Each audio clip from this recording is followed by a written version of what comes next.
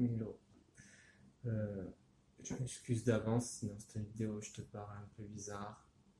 Euh, j'ai pas pris de substance ou quoi, c'est juste que j'étais sur le point d'aller dormir, mais j'arrive pas.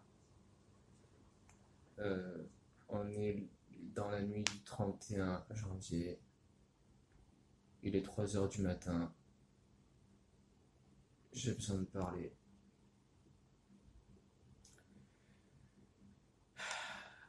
Il y a un truc que tu dois pas savoir en fait sur moi depuis que tu suis mes vidéos, si tu les suis.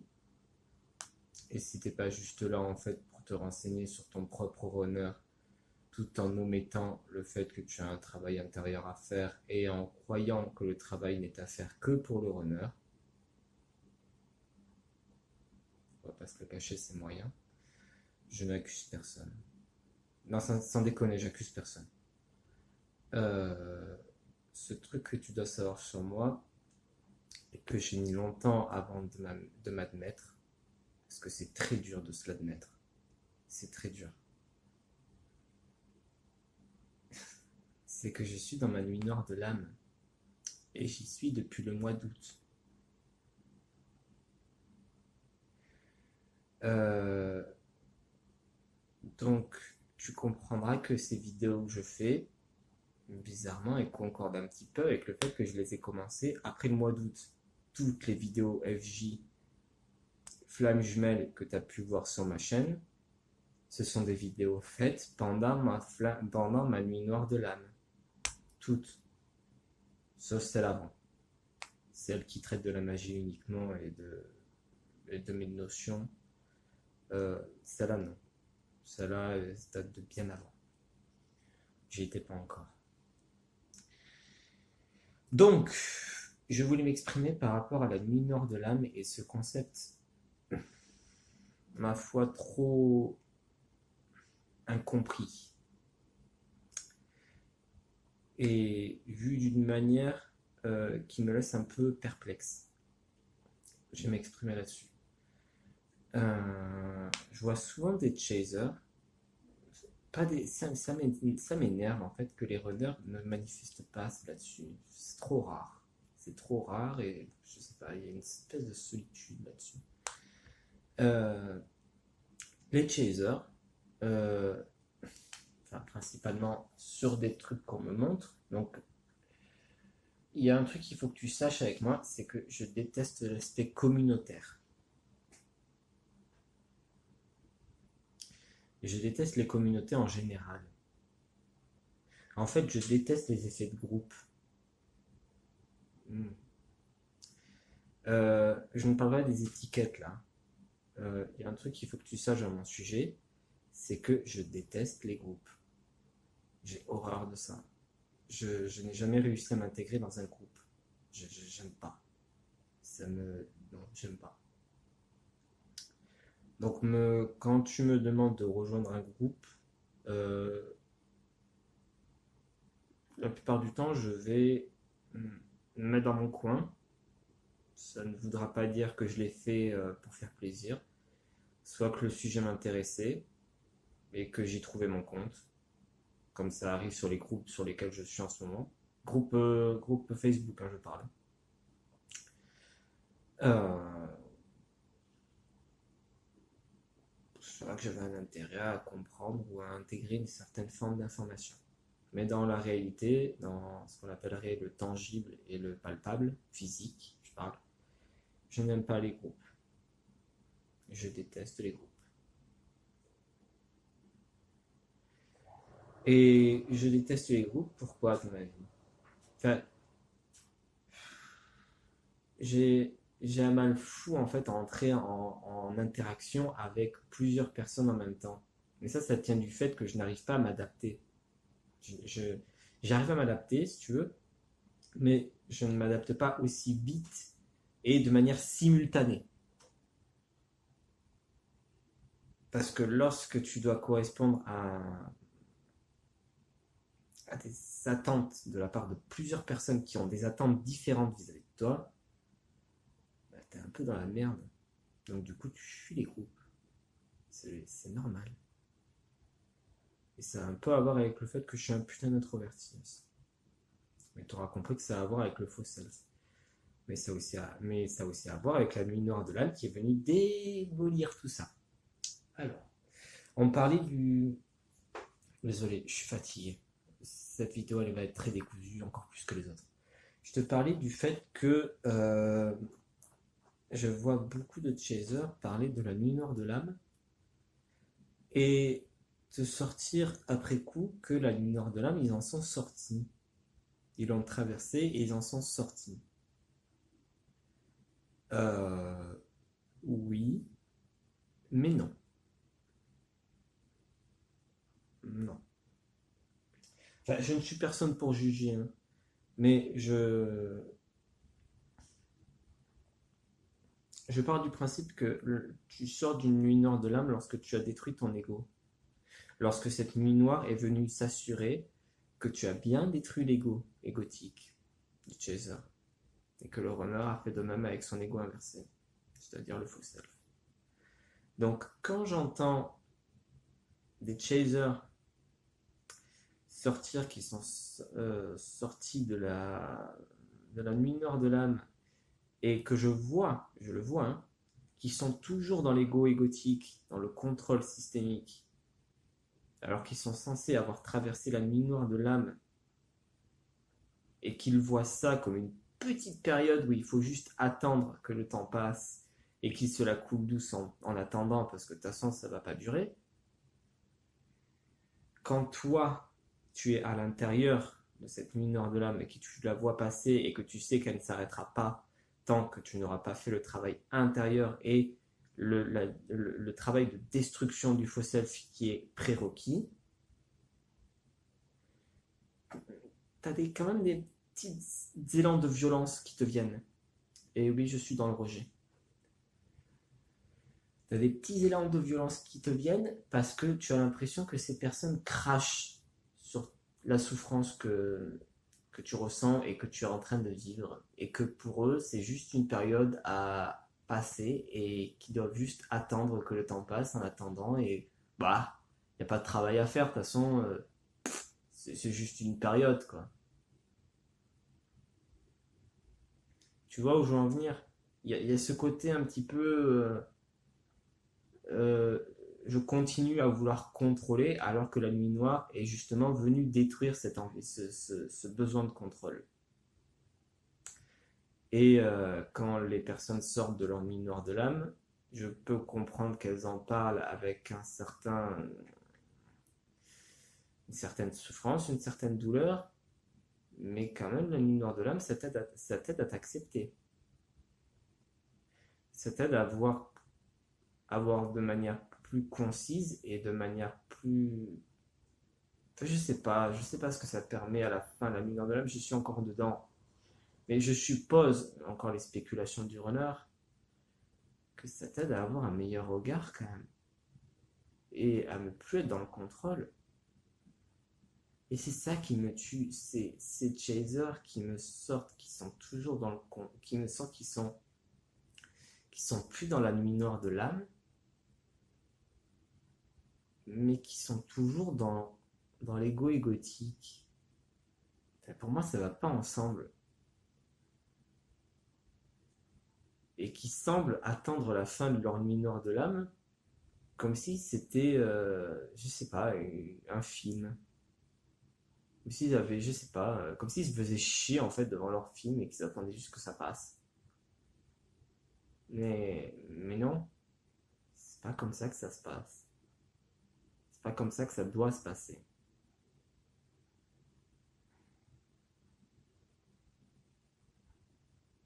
Je suis pas assez réveillé pour me mettre en colère en fait. Je te jure. Et puis si ça se trouve, ce que je raconte, c'est débile. Mais j'ai vraiment cette sensation-là en fait, que le chaser prend à la légère la nuit nord de l'âme. Quand le runner, lui, ne fait pas que perdre son ego inversé, s'il refuse de se révéler en étant vrai et en arrêtant d'être dans le déni. Je n'ai aucune idée de ce qu'est ce déni. On m'a souvent dit que non, je n'étais pas dans le déni. Pourtant, il faut se rendre à l'évidence à un moment donné, la nuit noire de l'âme est bien là. Et elle est bien là. Tiens comme il faut. Hein. Ah, ça, je peux te le dire que j'ai aucun doute là-dessus. Elle est là, mais elle sait s'imposer. Hein.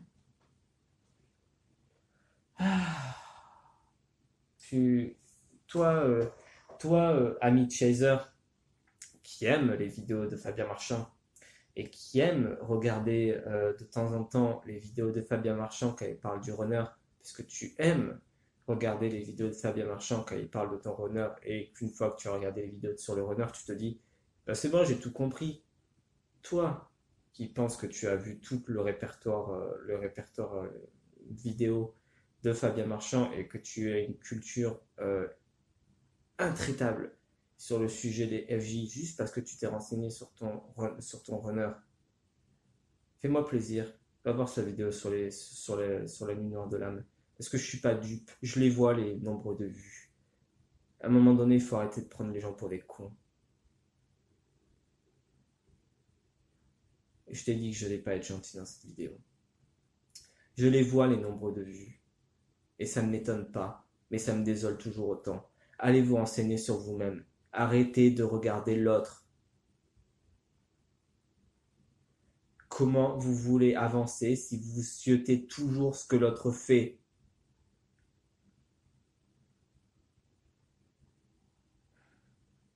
La nuit noire de l'âme, elle vient justement pour détruire ça. Ce côté malsain, ce côté contrôlant, ce côté espionnant, ce côté je veux m'assurer que tout aille bien, je veux m'assurer qu'il ne fasse pas faux bond, je veux m'assurer qu'il n'aille pas dans une direction qui me déplairait. L'autre n'est pas à votre service, l'autre n'est pas votre jouet.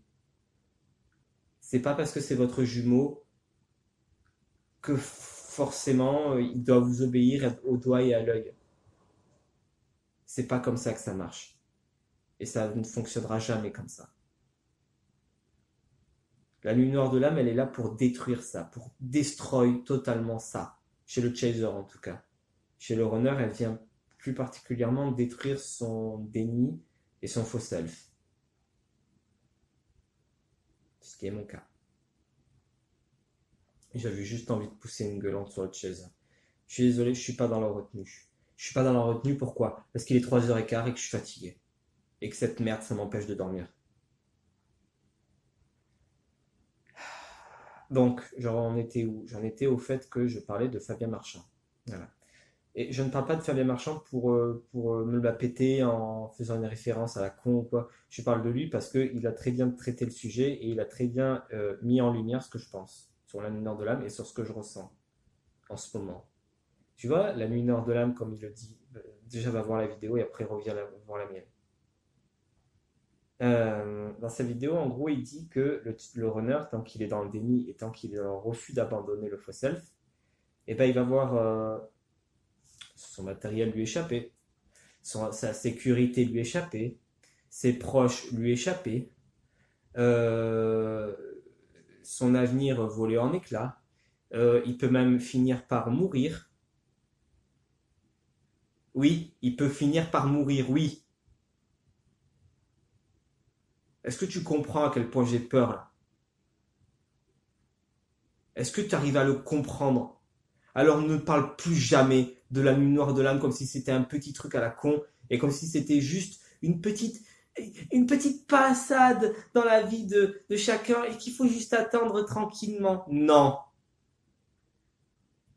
ce n'est pas ça la nuit noire de l'âme. Ça ne l'a jamais été, ça ne le sera jamais. C'est une expérience traumatique énorme qui vient déstructurer tout et qui vient insécuriser profondément l'être dans une souffrance immense.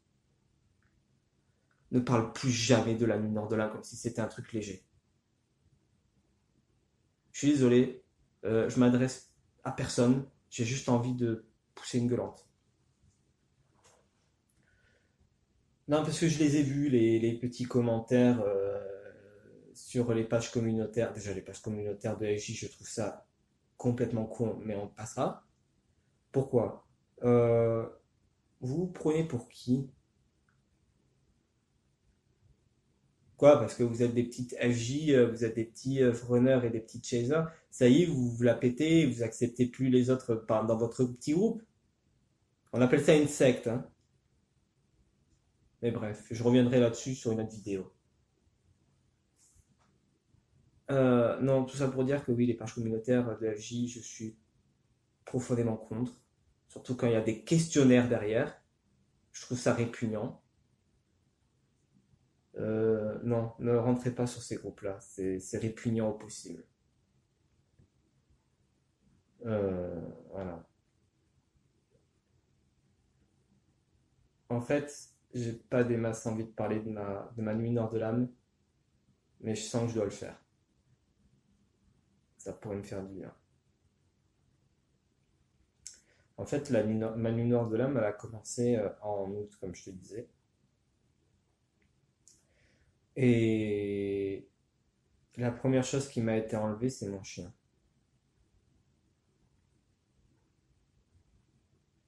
Je te rassure, il n'est pas mort, hein, mais il m'a été enlevé. Donc du coup, je me suis retrouvé sans ami. Tu vois, j'avais toujours cette petite présence à côté de moi qui était chaleureuse, qui me comprenait, tu vois. Ce chien, c'était un peu tout pour moi, mais il m'a été enlevé. Première chose qui m'a été enlevée.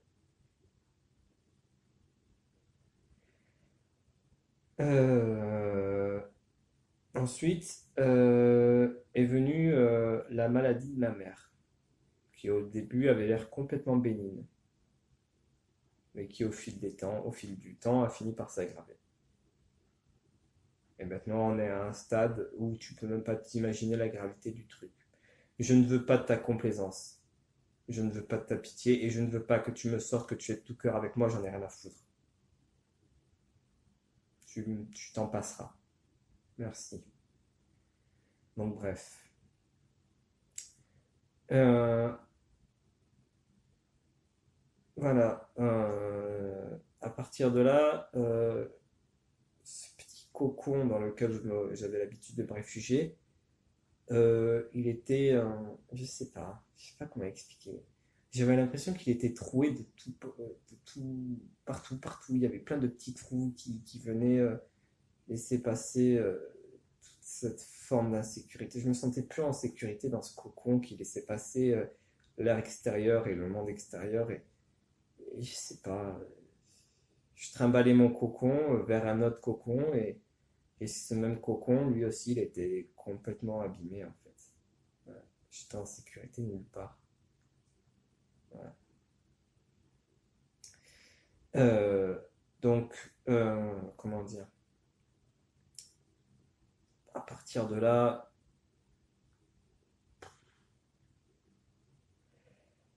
je savais plus vraiment comment réagir en fait. Parce que c'est à peu près dans la même période où j'ai compris que j'avais une instabilité émotionnelle causée effectivement par la mer. C'est typique. Et que voir ma mère dans un tel état stimulait cette instabilité à 100%. Et je ne savais plus comment réagir. Et le problème, c'est que la crise familiale qui s'en est suivie n'a pas aidé. Parce que tu t'imagines bien que ma mère dans cet état n'a pas laissé ma famille indifférente. Elle ne la laisse toujours pas indifférente. Donc ça pète de partout. Euh, et moi, j'essaie quand même de trouver un certain refuge et une certaine sécurité émotionnelle. Sauf que je ne la trouve plus. Aujourd'hui, en tout cas, à une certaine période, j'y arrivais encore. Euh, Là, j'en suis à un point où j'arrive plus à gérer quoi que ce soit, en fait.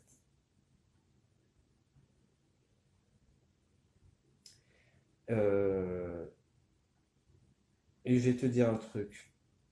Tu crois que j'ai un faux self là en ce moment?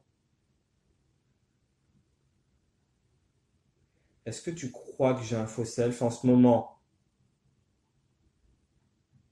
Regarde bien mes yeux.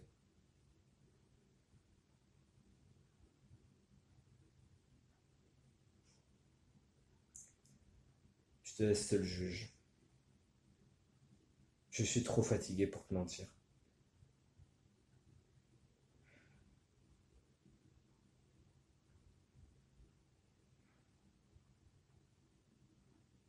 Je suis trop fatigué pour te mentir et je suis trop fatigué pour t'épiloguer sur cette nuit nord de l'âme que je suis en train de traverser. Mais je pense que tu auras bien compris à quel point elle est douloureuse pour moi et combien je sais pas quoi faire et combien je me sens misérable et culpabilisant à l'idée de me réfugier ailleurs. J'ose pas, j'arrive pas.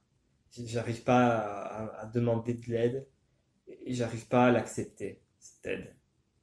Parce que si je l'accepte, j'ai l'impression que je vais abandonner les autres. Et j'y arrive pas. Donc du coup, je prends tout dans la gueule. Et ça, c'est en boucle depuis des mois, des mois, des mois. Et ça fait que s'amplifier. Encore, encore, encore.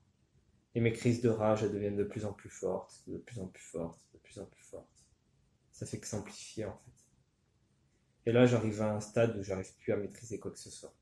Ce que je disais à ma jumelle tout à l'heure, je gère plus rien. Je gère plus rien. Tout m'échappe. C'est ça. Tout. Je peux plus. Je peux juste plus. Et je sais que cette vidéo va faire peur à mes proches. Je le sais. Mais j'ai besoin de parler. J'en ai besoin. C'est vital. C'est cette sensation horrible qui te prend au tripes.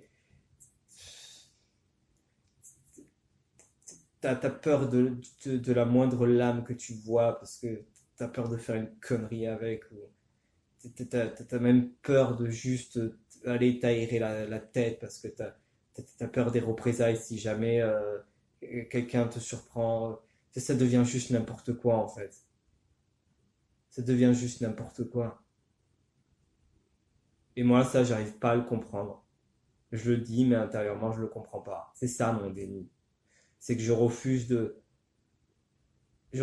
saisir ma chance par simple couardise. Putain, qu'est-ce que je me déteste.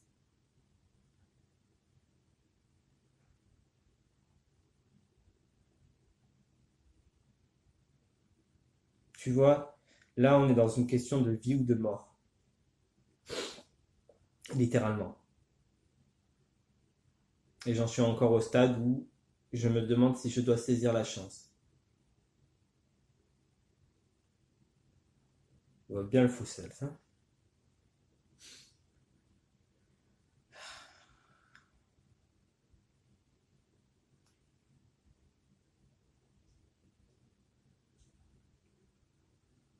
Ne dites plus jamais, les chasers, que vous avez traversé votre lunaire de l'âme. Ou alors, si vous le dites ce que ça vous a apporté. Mais par pitié, ne dites jamais, au grand jamais, que vous êtes entré dans votre lunaire de l'âme à cause de votre jumeau. Ne dites jamais ça.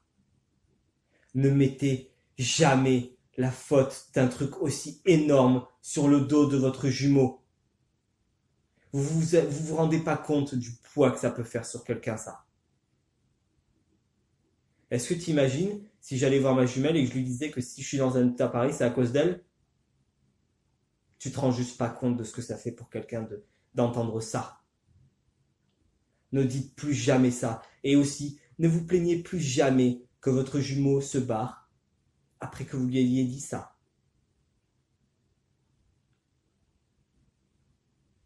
Parce que je pense que vos mots, ils sont quand même beaucoup pour quelque chose dans le départ du runner. On va pas se le cacher. Parce que si, à tout hasard, vous vous amusez à mettre sur le dos euh, que votre runner est responsable de votre lunaire de l'âme, intérieurement, le runner sait très bien ce que c'est une lunaire de l'âme. Il n'a pas besoin de la vie pour savoir ce que c'est. Il le sent dans ses tripes.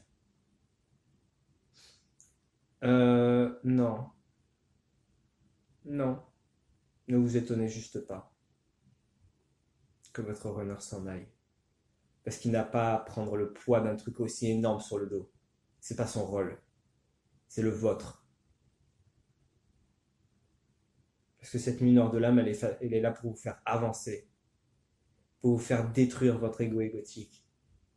votre besoin de contrôle pour rien d'autre que ça. Et tant que vous ne l'aurez pas compris, ça continuera et ça ne fera qu'amplifier. Vous êtes seul juge de ce que vous voulez faire, de à qui vous voulez faire porter la faute. Mais en attendant, il y a une chose que vous devez savoir. Votre runner n'est pas responsable de votre vie. Il est responsable de lui. Et vous aussi, vous êtes responsable de vous. Il serait temps que vous en preniez conscience.